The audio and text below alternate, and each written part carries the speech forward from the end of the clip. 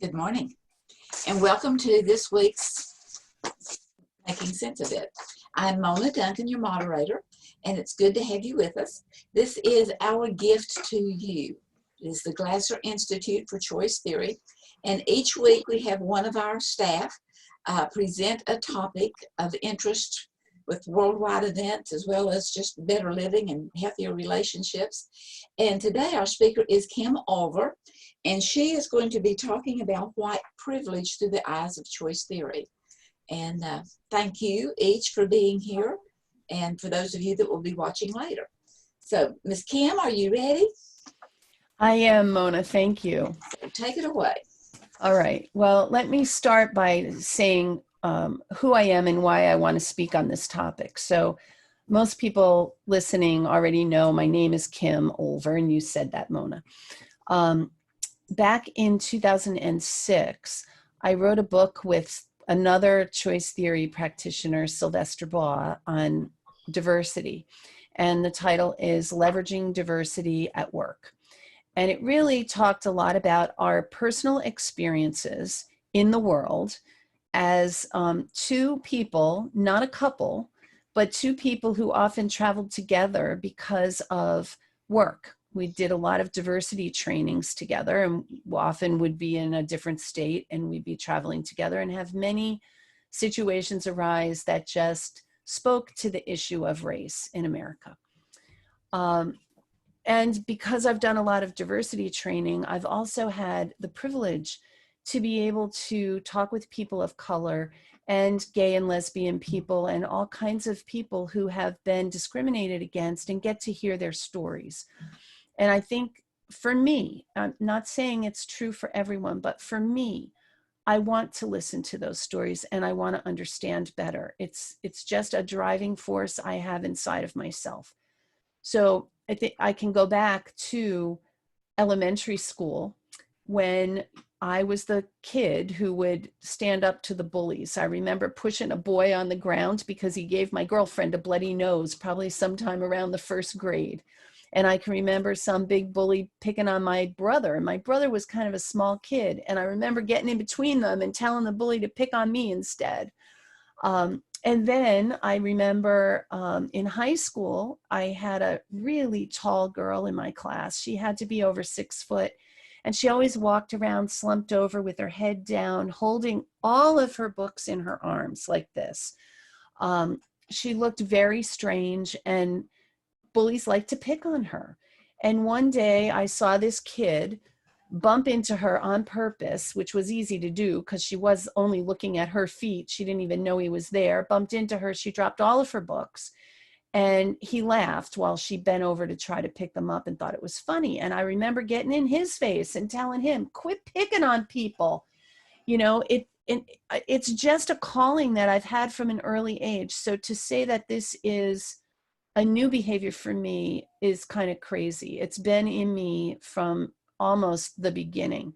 In college, I would go to gay rights meetings. They had an organization for gay rights, and I would go, not because I'm gay, not because I was questioning, but because I believe in gay rights. I believe in a world where all of us have the same opportunities. Certainly we won't be treated the same because we have different abilities. So I'm never going to be a basketball player, no matter how hard I try. Well, I might be a neighborhood basketball player, but I'm never going to be a professional basketball player. I don't have those skills. There's things that we all do that make us unique and special. What I've heard a lot recently, because I have been very vocal, specifically on my Facebook page around Black Lives Matter kinds of issues, and I've had a lot of pushback from certain people, and I've had a lot of gratitude from others. And I think it's really important that we listen to the opinions of people who don't agree with us. And so Brian, you've been one of those people that have sent me things to listen to and to read, and I've gotten lots of videos from people and posts from people, and I read and listen to every single one of them. It's been truly exhausting. It takes a lot of my time. And when I hear people of color saying how tired they are of talking about this and how tired they are of trying to help specifically white people understand their experience, I think I know what they're talking about on a very small scale, because I've only been doing it for about 2 months. They've been doing it for their entire lives. So I have some empathy, which brings me to another thing. One of my probably strongest qualities has always been empathy. It serves me well in counseling.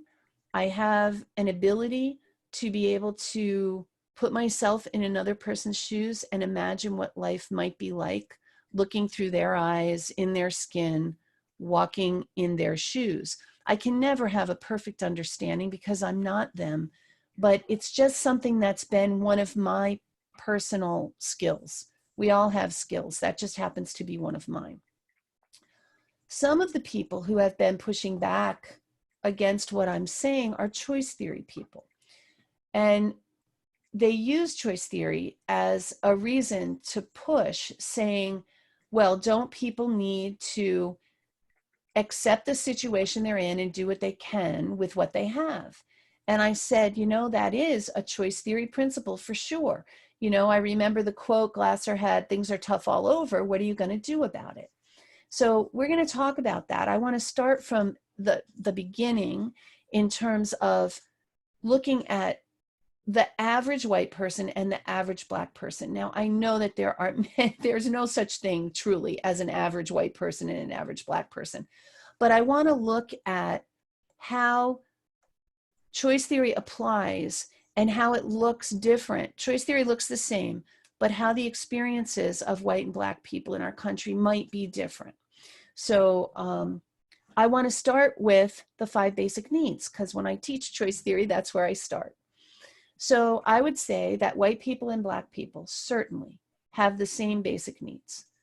All people have the same basic needs. So in the beginning, we're 100% the same. And we go out into the real world and we're trying to find things that will match the pictures we have in our quality world. Well, we know that the first quality world picture, Glasser put it on the chart, it's so strong in all of us, is our mother. We form a connection with our mother before we're even born. We know our mother's voice, we know our mother's heartbeat, and it's our mother who's been nourishing us in utero. So when we're born, we already have at least one quality world picture, and it doesn't take long before we develop what I think might be our second quality world picture. And that's the behavior of crying, because crying for an infant is very need satisfying. It often alerts the adults around them to get the things that they need to be more in balance. Now, I meant to do this before, but let me do it now. I'm going back to say that what I'm going to present today is only my opinion. I remember a woman from Europe, I don't remember her, I know her well. Her name is Boba Loit. She's the wife of Leon Loit. And she said to me something very early on in my time as executive director of William Glasser International. She said to me, you know, we don't teach choice theory in Europe. And I was shocked and I said, what? But I tried to keep my judgmental, you know, you talk about your scales being out of balance. My scales were totally out of balance when I heard that and said, what do you mean you don't teach choice theory? What do you teach? And she said, we teach our perception of choice theory. And that was a really meaningful statement to me, because it also explains how many of us learn choice theory and we come away with a completely different, we have very, very many similarities in how we perceive it, but we also have differences in how we perceive it. So I'm only sharing my perception. I know that you may have different perceptions, and it's absolutely okay with me that you have different perceptions. My goal in doing this is not to get people to see things my way. I couldn't do that if I wanted to, but it's just to share information that I have developed that I believe to be true. I'm willing to admit that I'm wrong. I've seen some things in my promoting Black Lives Matter. I have had some information given to me that I didn't know before.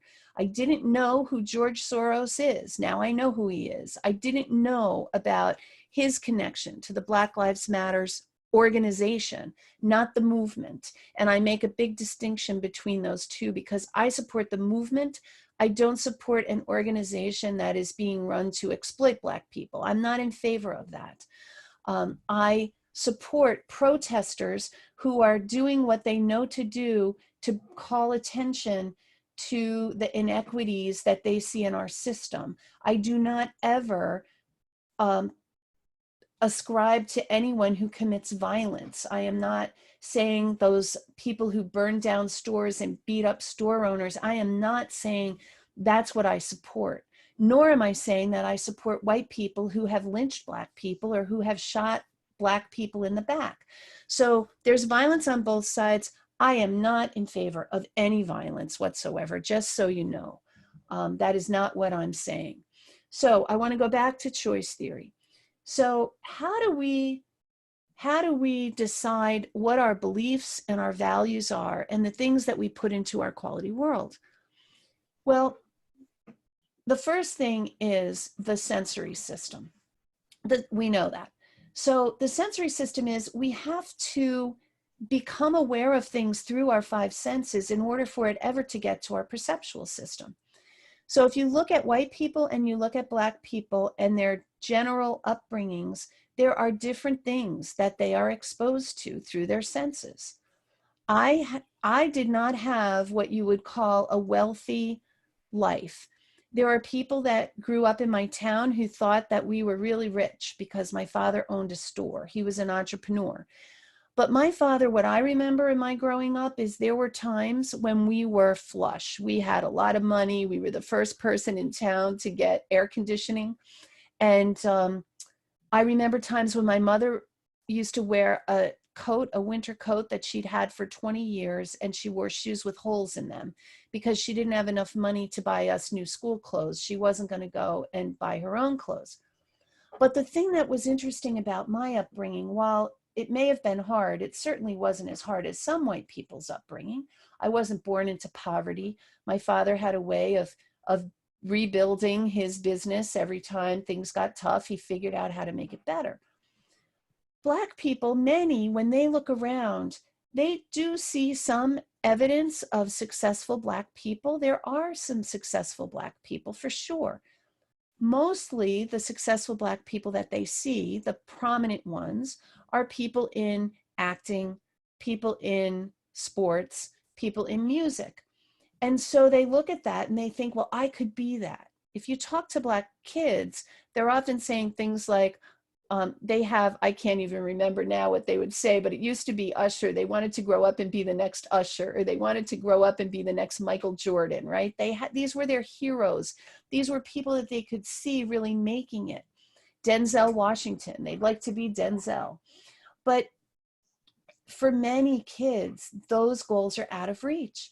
And they're out of reach because they don't have those talents and abilities. That's not the thing that distinguishes them from everyone else.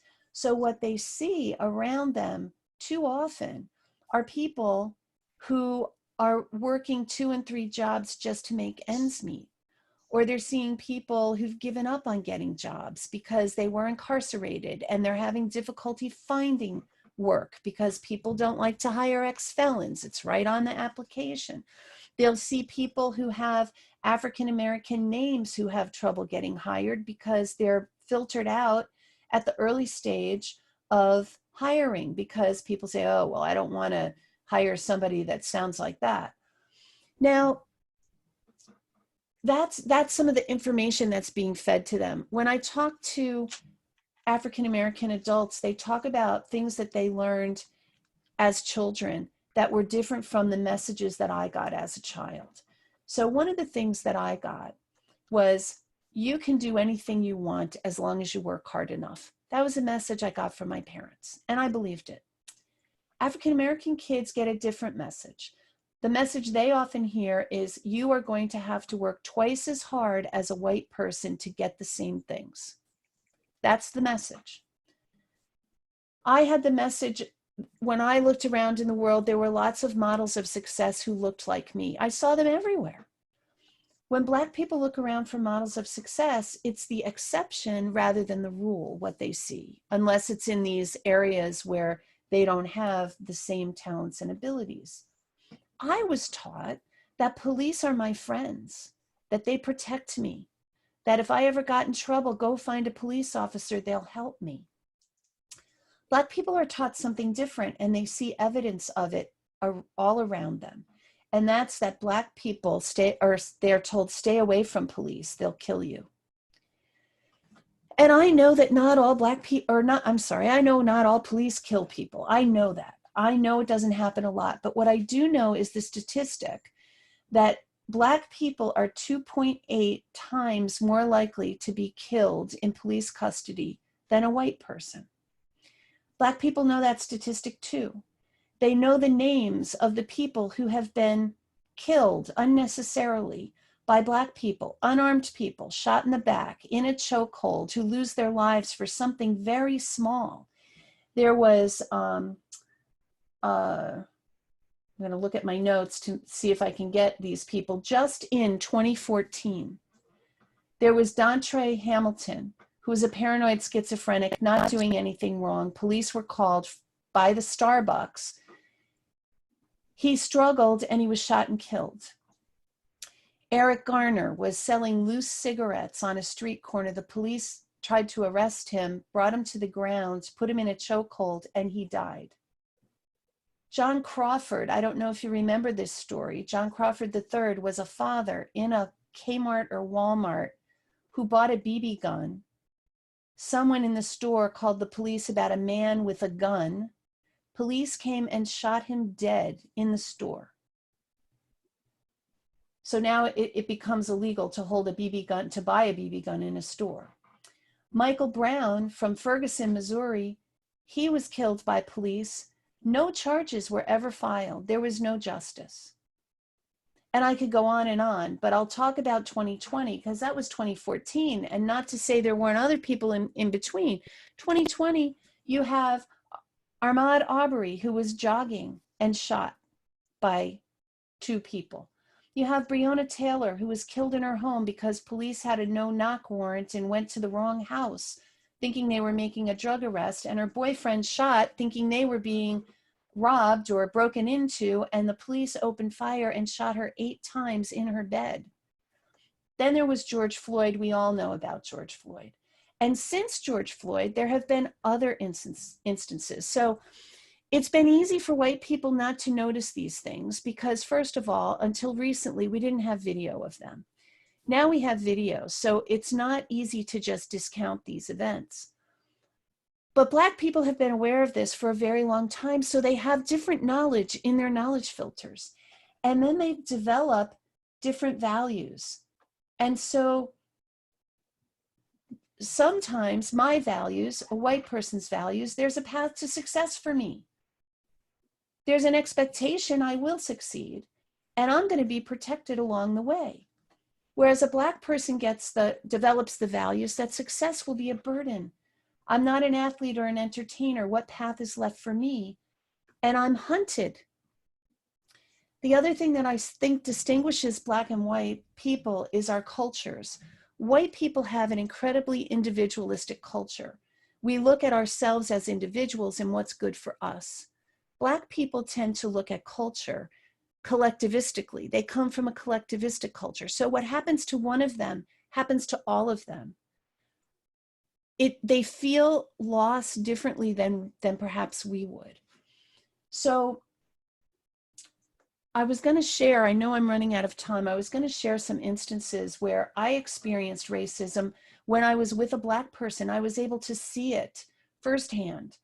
I don't have time to do that. But one instance I'll share that came out of a diversity training. There was a white woman in my training who said when she was a kid, she used to shop with her Black friend because when they went into stores, the store clerks followed the Black girl and the white girl was able to steal because it was predictable that the clerks would follow the white kid or the Black kid around.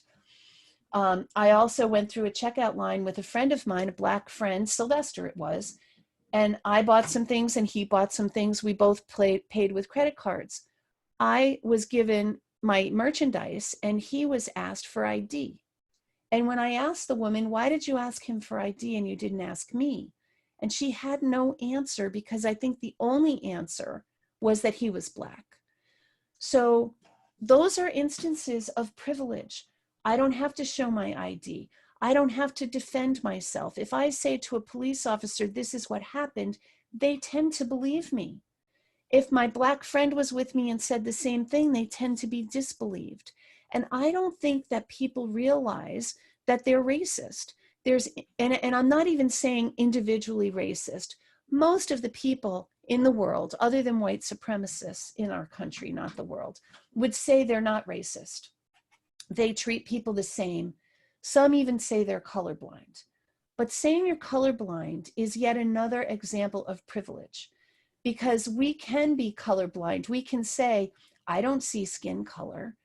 But what that says is you can then maintain your white superiority by saying, I'm one of the good guys. I don't do that. I also think it tells Black people that their suffering and what they've been through doesn't matter. Their Black skin has no distinction from ours. We all see color, or we wouldn't have the need to say, I don't see color. So I want to say that Black Lives Matters is not about calling out individual people, even individual police officers, as racist. People tend to get defensive because they think I'm being called a racist. I had a conversation with a person very close to me who believes, he said, I watched the video of George Floyd and I believe he was straight up murdered. I'm not a racist. I have very good friends who are African American. I treat everyone the same. And he believes that. But to get behind Black Lives Matters, he would have to admit that he's been part of a racist system and has benefited because of that. Black Lives Matters isn't about calling out people as racist. It's about looking at the inequities there are in our system. Black people have more trouble getting mortgages. Black people have a harder time being admitted to college. Black people are over-policed. They sit in jails longer because they're in lower socioeconomic areas and can't afford bail. That when they are tried with a white person who committed the same offense, they get longer sentencing. White people might get probation. They're on death row more. And recently I saw the statistic that 1 in 9 people on death row have been deemed innocent based on DNA. And most of the people sitting on death row are African American. So I think for me, I'm trying to help white people understand what's happening in Black people's worlds. Someone said to me, well, they should band together and they should build their own economy. Guess what? They did that in Tulsa, Oklahoma.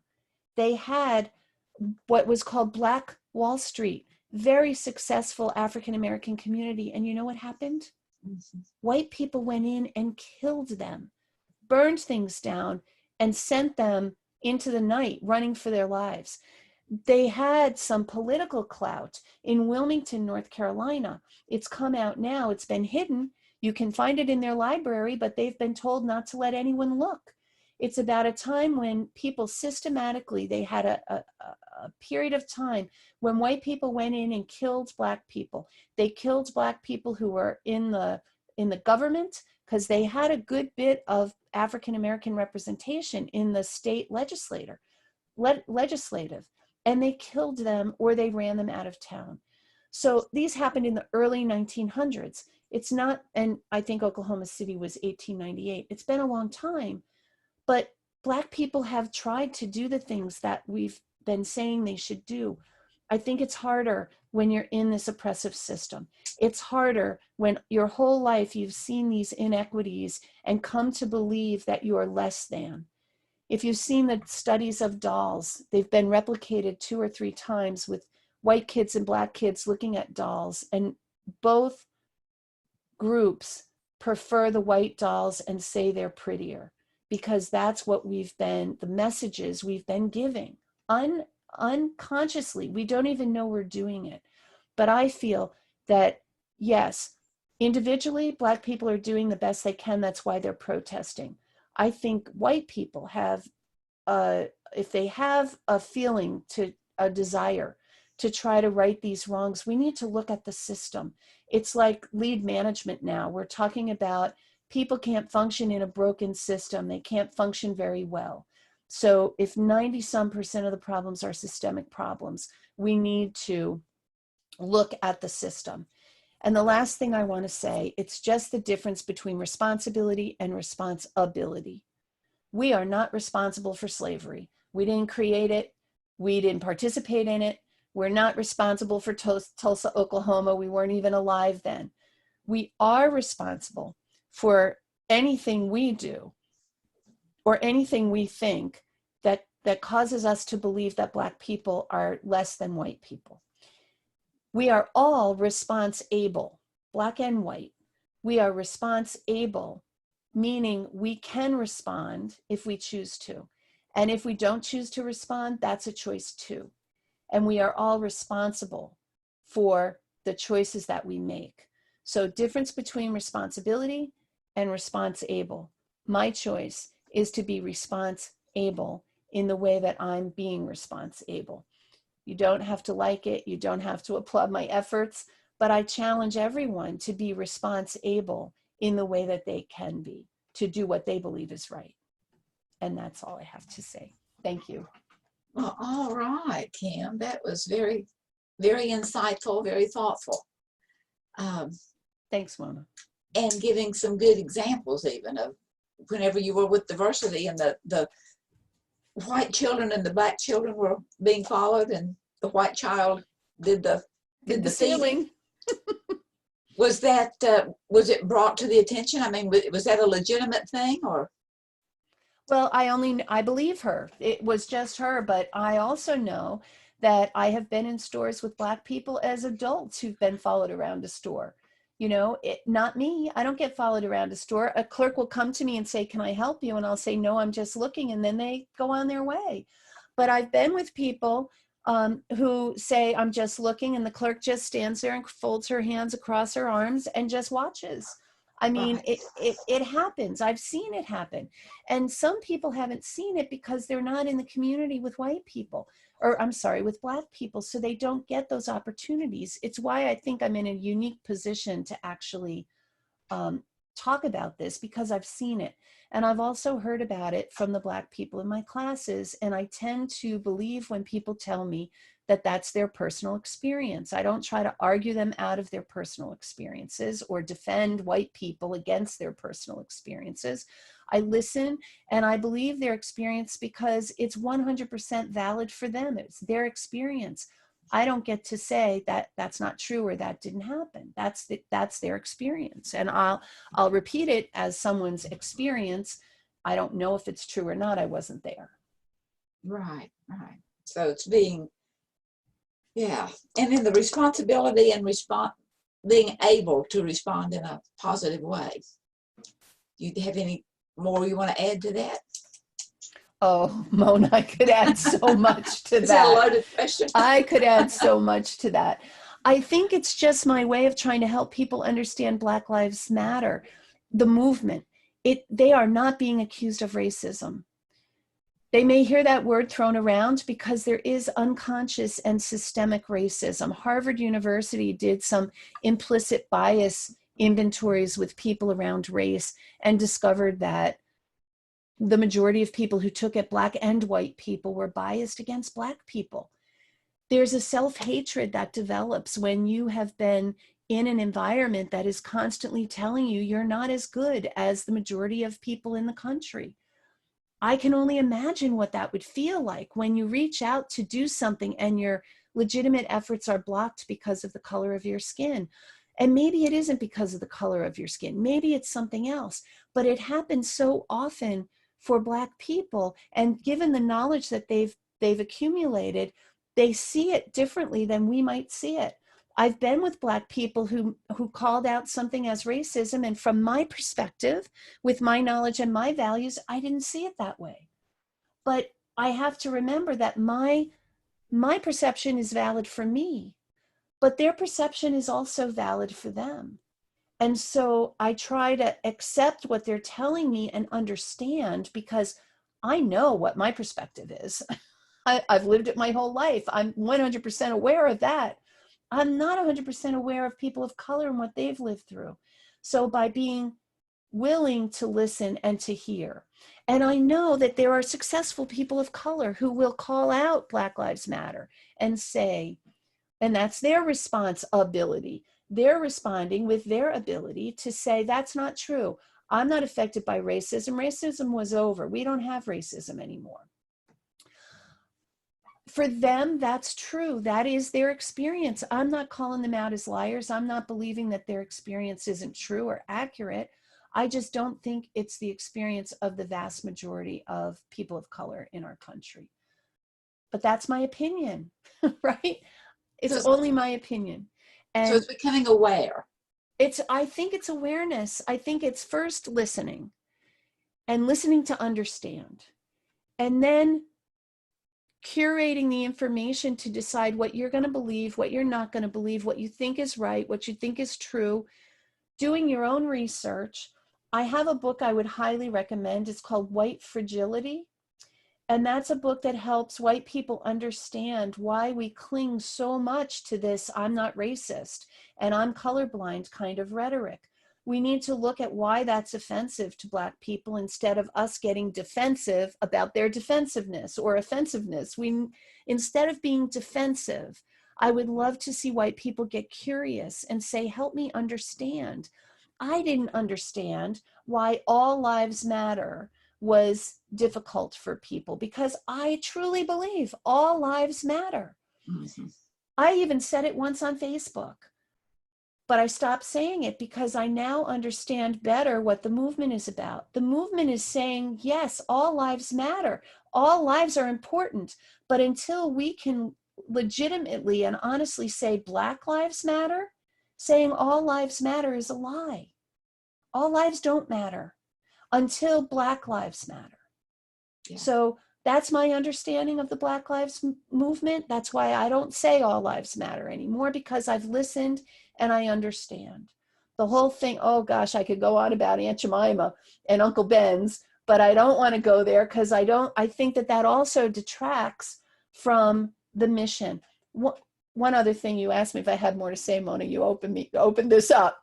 One more thing I want to say is I hear a lot from white people who get a little defensive about this systemic racism.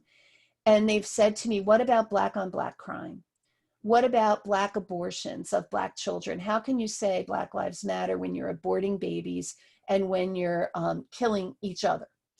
And I want to say that those are issues that the Black community addresses a lot. I've been to protests in Chicago on Stop the Violence. There's a lot of killing that goes on in Chicago. It's mostly gang related. And my belief is that a lot of gangs come from low socioeconomic status, come from absent fathers in the home, and we can ask about why are fathers absent from the home. Some people think it's a lack of morals, it's, that kind of thing. I think it has a lot to do with the culture and how if Black people are being taken off the street for crimes that they didn't commit, or petty crimes like selling loose cigarettes, fathers aren't going to be in the homes. And then they get, another thing, let me go back and say, another resource I'd love for people to watch is 13 on Netflix. It's about the 13th Amendment. And it shares a lot of information about what happened after Black people were freed from slavery and given the right to vote, what some of the inequities still are, so you can see for yourself. Now you have to decide whether you believe that or you don't believe that. And I'm sure you could find other places, depends on, there is a confirmation bias, right? We're looking for information that confirms what we already believe. And while we do that, we are not curious or open to other opinions and information. I am guilty of confirmation bias. We all are. I feel best when I'm with people who think like I do, so I can get confirmation. I feel best when I find information that supports my belief. But because of the internet and all the information that's out there, anyone can find confirmation for what they believe. And so I ask that people be curious and open to at least explore information that shakes the foundation of what you believe. Yeah. It's scary, but I think it's worth it. Well, thank you again so much. And while we're talking about this, I just think about the quantum theory and the fact that everything is matter. Everything is matter. We can't even see it. It's all, you know, in the room where you are. There's things you can't see, but it's part of matter. And everything matters. And what a disservice we do when we do not recognize how much validity even the smallest thing has. And that all lives do matter, but especially those that have been disavowed for so long. Thank you, Mona. Yeah, well, thank you for being here. I'm going to close the, say goodbye to those that are watching later. And those of you that are here, we'll open the, as soon as I turn it off, we will open the airways, and you're willing to make, or you're welcome to make comments or ask questions of Kim for just a few more minutes. So thank you for being here. This has been a product from the Glasser Institute for Choice Theory, and trust that you will be back with us. In the meantime, have a great day, a great week, and good mental health. Blessings. Thank you. And it is stopped.